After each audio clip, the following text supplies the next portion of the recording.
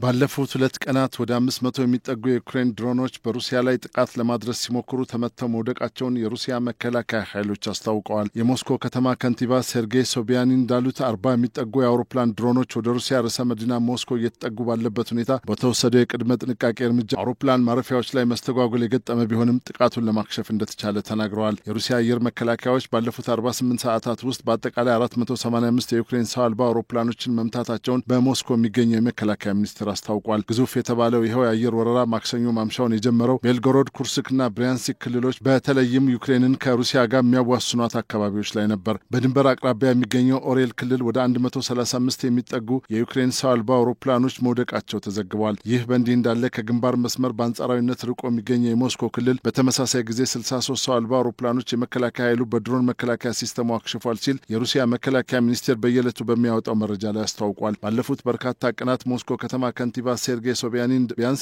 40 የሚሆኑ የዩክሬን ሰው አልባ አውሮፕላኖችን ወደ ሩሲያ ዋና ከተማ ሲቃረቡ መመታታቸው ተዘግቧል። በአካባቢው ላይ ስለደረሰ የሰውም ሆነ የንብረት ጉዳት አልተናገሩም። ለሞስኮ ቅርብ የሆኑ ነዋሪዎች ቪዲዮዎችን እየቀረጹ በማህበራዊ ሚዲያዎች ላይ የለጠፉ ዩክሬን ድሮኖች ወደ ከተማዋ ሲበሩ አሳይተዋል። የዶሞ ዴዴቭ አውራጃ አስተዳዳሪ በቴሌግራም ቻናል ገጻቸው ላይ ባስቀመጡት ጽሑፍ እንደገለጹት ሮብ ዕለት አንድ ሰው አልባ አውሮፕላን በአካባቢው የሚገኝ መዋለ ሕጻናት ግቢ ላይ በመውደቁ ሕጻናትና ሰራተኞች አካባቢ ለቀው እንዲወጡ ተደርጓል ብለዋል። የሞስኮ ክልል የህፃናት መብት ኮሚሽነር ኪሴኒያ ሚሾኖቫ ታስ ለተባለ የዜና ወኪል እንደተናገሩት በአደጋ ወቅት የመዋለ ሕጻናት ግቢ ውስጥ 98 ሕጻናት ብቻ ነበሩ ብለዋል። አንዳቸውም ጉዳት እንዳልደረሰባቸው ግን ገልጸዋል። የሩሲያ ሚዲያ እንደዘገበው የሞስኮና የዩክሬን አጎራባች ከተሞች ውስጥ የሚገኙ ኤርፖርቶች በአየር ወረራ ወቅት ስራቸውን ደጋግመው በማቆም ከፍተኛ የበረራ መጓተቶችን አስከትለዋል። በሁለተኛ ዓለም ጦርነት የናዚ ጀርመን ሽንፈትን ተከትሎ 80ኛ ዓመት ምስረታ በዓል በሚከበርበት ቀን ቀደም ብሎ በዚህ ወር መጀመሪያ ላይ በሁሉም የሞስኮ ዋና አየር ማረፊያዎች ተመሳሳይ ትዕይንቶች ተስተውለዋል። በተያያዘ ዜናም የሩሲያ ኃይሎች አገሪቱ ድንበር አካባቢ ከጦርነት ነጻ የሆነ አካባቢና